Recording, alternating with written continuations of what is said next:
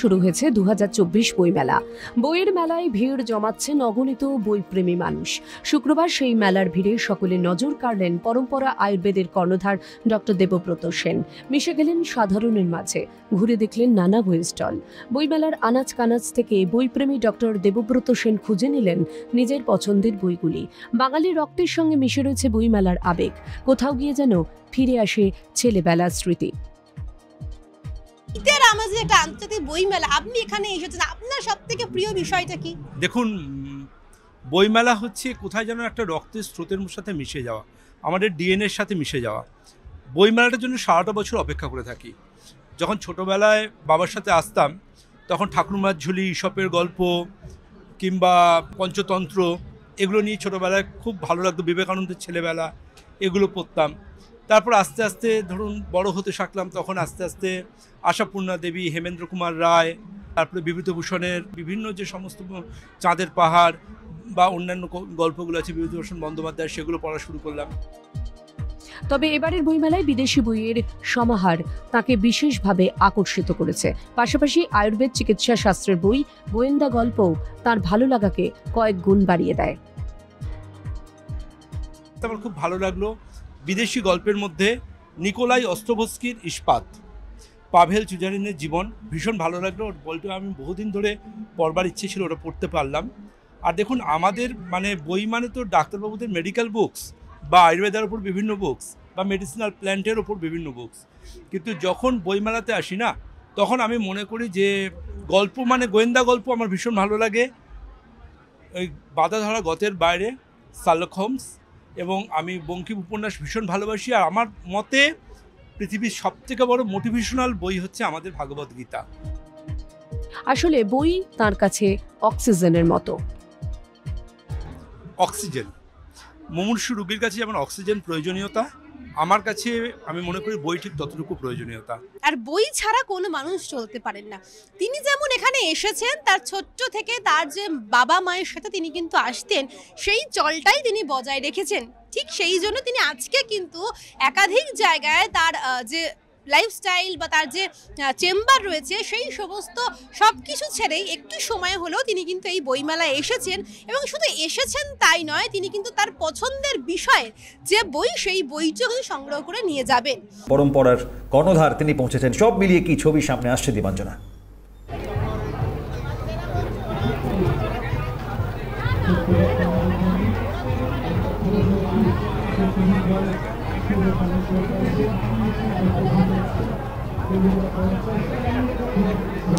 দেখা হবে কলকাতার আন্তর্জাতিক বইমেলা। সেই বইমেলা কিন্তু ইতিমধ্যেই শুরু হয়ে গিয়েছে, আর 31শে জানুয়ারি পর্যন্ত এই বইমেলা চলবে।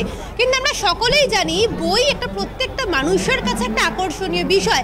ইতিমধ্যেই যতই সন্ধে গড়াচ্ছে, ততই কিন্তু মানুষের ঢল বইমেলায় উপচে পড়ছে। একাধিক প্রান্ত থেকে মানুষ আসছেন। কিন্তু ইতিমধ্যেই আমাদের সাথে যিনি আজকে রয়েছেন এই বইমেলায়, তিনি কিন্তু একদিকে ডক্টর, কিন্তু সব থেকে বড় বিষয় আমরা তাকে, আমি আমার চিত্র সাংবাদিককে বলবো যে একটু ছবিটা দেখানোর জন্য। ইতিমধ্যেই কিন্তু আমাদের সাথে হাজির হয়েছেন পরম্পরা আয়ুর্বেদের ডক্টর দেবব্রত সেন। তুমি দেখতেই পাচ্ছ, তিনিও কিন্তু বুক স্টলে ঢুকেছেন এবং তিনিও কিন্তু বই দেখছেন। সবার প্রথমে তার কাছেই যাব। স্যার, কেমন লাগছে? আপনাকে কিন্তু কয়েকদিন আগেই আমরা দেখেছি চেটেপুটেতে, এবং যেমনটা আপনি বার্তা দিয়েছিলেন যে মানুষ তো চেটেপুটেতে গিয়ে খাওয়া দাওয়া, কিন্তু তার সাথে এই শীতের আমাদের একটা আন্তর্জাতিক বইমেলা, আপনি এখানে এসেছেন, আপনার সবথেকে প্রিয় বিষয়টা কি? বইমেলা হচ্ছে কোথায় যেন একটা রক্তের স্রোতের সাথে মিশে যাওয়া, আমাদের ডিএনএর সাথে মিশে যাওয়া। বইমেলাটার জন্য সারাটা বছর অপেক্ষা করে থাকি। যখন ছোটোবেলায় বাবার সাথে আসতাম, তখন ঠাকুরমার ঝুলি, ঈশপের গল্প কিংবা পঞ্চতন্ত্র এগুলো নিয়ে ছোটোবেলায় খুব ভালো লাগতো। বিবেকানন্দের ছেলেবেলা এগুলো পড়তাম। তারপর আস্তে আস্তে ধরুন বড় হতে থাকলাম, তখন আস্তে আস্তে আশাপূর্ণা দেবী, হেমেন্দ্র কুমার রায়, তারপরে বিভূতিভূষণের বিভিন্ন যে সমস্ত চাঁদের পাহাড় বা অন্যান্য গল্পগুলো আছে বিভূতিভূষণ বন্দ্যোপাধ্যায়, সেগুলো পড়া শুরু করলাম।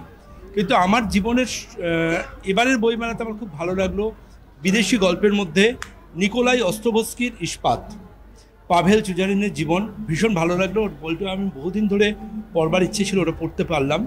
আর দেখুন, আমাদের বই তো ডাক্তারবাবুদের মেডিকেল বুকস বা আয়ুর্বেদের ওপর বিভিন্ন বুকস বা মেডিসিনাল প্ল্যান্টের ওপর বিভিন্ন বুকস, কিন্তু যখন বইমেলাতে আসি না, তখন আমি মনে করি যে গল্প মানে গোয়েন্দা গল্প আমার ভীষণ ভালো লাগে। ওই বাধা ধরা গতের বাইরে শার্লক হোমস, এবং আমি বঙ্কিম উপন্যাস ভীষণ ভালোবাসি। আর আমার মতে পৃথিবীর সবথেকে বড় মোটিভেশনাল বই হচ্ছে আমাদের ভাগবত গীতা। গীতা যিনি পড়বেন তার আলাদা কোনো মোটিভেশনাল বই পড়ার প্রয়োজন নেই। তবে স্যার আজকে যে বইমেলাতে আপনি যে নজরুল ইসলামের স্যারের যে বইমেলা বুক স্টলে এসেছে, রীতিমধ্যে আপনার হাতে বই রয়েছে, তো আপনি কি কোনো রকম ভাবে কোনো একটি বই কি আছে কোনো কেনার পরিকল্পনা রয়েছে? আমি এই বইটি ব্যক্তিগতভাবে ওনার লেখা সাফল্যের চাবিকাঠি, এই বইটা আমি পড়তে ভীষণ রকম ইন্টারেস্টেড এবং এটা আমি পড়বো, এবং এটা আমি আজকে অবশ্যই এখান থেকে কালেক্ট করব। ব্যক্তিগতভাবেও ওনাকে আমি শ্রদ্ধা করি এবং ওনার লেখা এই বইটি আশা করব আমি যে যুব সমাজের কাছে এই বইটা একটা খুব ভালো একটা বার্তা রাখবে, যে কিভাবে সাফল্যের দিকে লিফটে নয় সিঁড়ির মাধ্যমে ওঠা যায় এবং সেই জায়গাটাকে ধরে রাখা যায়, যেটা আমি মনে করি আমাদের বাঙালি যুব সম্প্রদায়ের কাছে একটা অবশ্যই দৃষ্টান্ত হিসেবে পরিগণিত হবে। এখনকার প্রজন্মের কাছে বইমেলা কতটা বেশি আকর্ষণীয় এবং অনেকেই হয়তো বইমেলা এখনো জানে না সেই পুরো বিষয়টা, কি বার্তা দেবেন তাদের জন্য? দেখুন, আমি একটা কথা খুব বিশ্বাস করি অন্তর থেকে, ডিজিটালের যুগে যতই ইবুক আসুক, যতই চ্যাট জিপিটি আসুক, কিংবা যত যেটাই আসুক, আমি এটুকু বিশ্বাস করি অন্তর থেকে, সেটা হচ্ছে বইয়ের প্রতি টান আমাদের বাঙালিদের কিন্তু অন্তরের অন্তঃস্থল থেকে থাকবে। আমরা বইয়ের বাইরে কিছু ভাবতে পারি না। বই আমাদের জন্মলগ্ন থেকে বন্ধু এবং জীবনের শেষ যাত্রারও বন্ধু। সুতরাং বইয়ের বাইরে আমাদের কোনো রকম কোনো আইডেন্টিটি নেই। আমাকে তো আমার পেরেন্টস ছোটোবেলায় পড়তে না দিয়ে আমাকে বলতেন কিন্তু যে তোকে বই দেবো না, এটা আমার ছিল পানিশমেন্ট, কারণ আমি ছোটো থেকে পড়তে ভীষণ ভালোবাসতাম। এখনকার বইমেলাতে শুধু বই পাওয়া যায় না, বইমেলাতে কিন্তু খাবার, নাচ, গান সমস্ত রকম রয়েছে, কি বলবেন? সংস্কৃতির মেলবন্ধন আর খাদ্য রসিকদের ক্ষেত্রে জাস্ট প্যারাডাইস।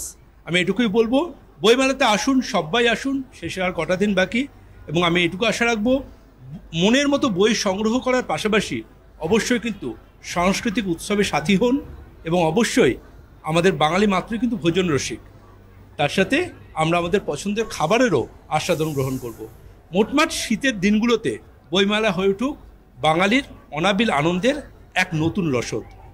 একেবারেই অভিক, তুমি দেখলে যে স্যার যেমনটা বললো যে বইমেলাতে কিন্তু প্রত্যেকটা মানুষকে তিনি আসতে বলছেন, এবং শুধু বইমেলাতে বই নয়, বইমেলা যারা খাদ্য রসিক তারাও কিন্তু মূলত আসছে, এবং ইতিমধ্যেই বইমেলা একবারে সেজে উঠেছে অন্যরকম। এখন সকল মানুষ কোন কোন বই না চায়, তোমাকে যদি আমি একটু ছবিটা ঘুরে দেখাই, ইতিমধ্যেই প্রচুর স্টল রয়েছে, সেই স্টলেও কিন্তু প্রচুর মানুষ আসছেন, এবং যে সমস্ত স্টলগুলি রয়েছে দেখা যায় যে বাইরেও কিন্তু যেই বই তারা পান না সেই বই কিন্তু এই বুক স্টলেই পান।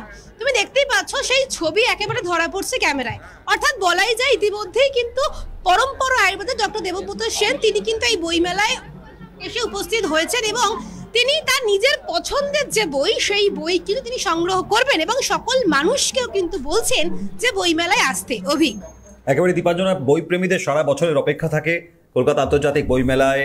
এই দিনগুলি তাদের কাছে অত্যন্ত গুরুত্বপূর্ণ। আজ এই মুহূর্তে সরাসরি আপনাদের সামনে তুলে ধরলাম পরম্পরা আয়ুর্বেদের কর্ণধার ডক্টর দেবব্রত সেন, তিনি পৌঁছেছেন কলকাতা আন্তর্জাতিক বইমেলায়। ক্যামেরা সায়নের সাথে দীপাঞ্জনা সাউ দত্ত, ক্যালকাটা নিউজ, কলকাতা।